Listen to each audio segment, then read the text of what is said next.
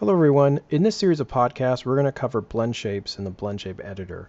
So to start off with, we're going to create just a basic sphere, just a polygon sphere, and I'm going to scale mine up and freeze it out like this.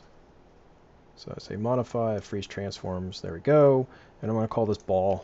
I'm also going to delete its history.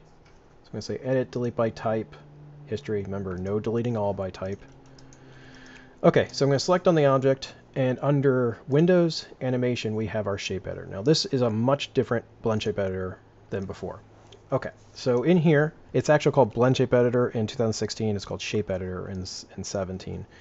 Okay, right here, we do not have any blend shape nodes on here. So you're going to have a blend shape node that's going to have a bunch of shapes that you're going to warp and change and deform into. So I'm going to say create blend shape.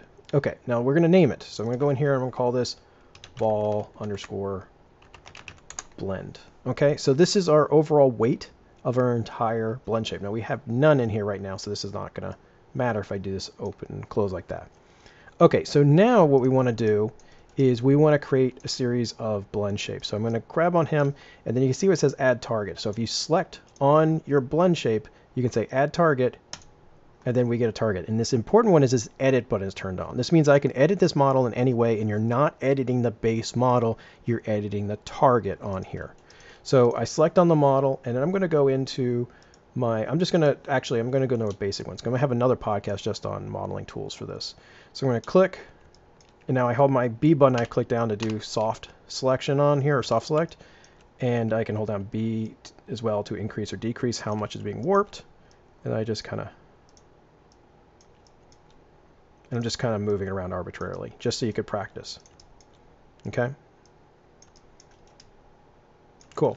So now watch what happens when I move the slider back and forth. You see how it kind of throbs in and out and everything? The important thing is you're not editing the base shape. You're editing a new shape that's kind of mirroring on top of it. So if I'm done, I click edit off, and now I'm back onto the original shape as much time as I want. So I can just see and do that. So you can do like, you know, a throat swallowing or something like that. Okay, and then you could also name it here. So I can call this, you know, this is the left side, so I can say left, you know, bulge. Okay. Cool. So now I want to do another one on the right side. So I'm going to click on the blend shape target and just say click like that. This is going to be my right bulge. Okay. And I'm going to do the same thing on here. I'm just going to say vertex like that.